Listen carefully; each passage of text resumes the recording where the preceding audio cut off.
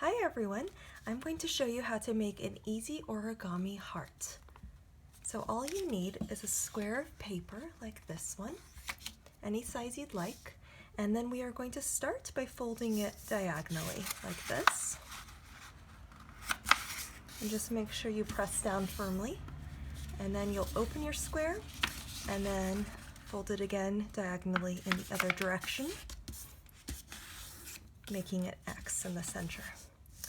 Now you're going to take the top point and fold it to the center crease. And you'll take the bottom point and bring it all the way up to the top edge.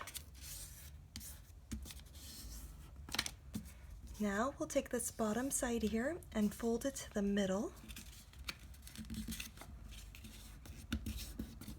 And we'll do the same on this side, bringing this edge to the middle.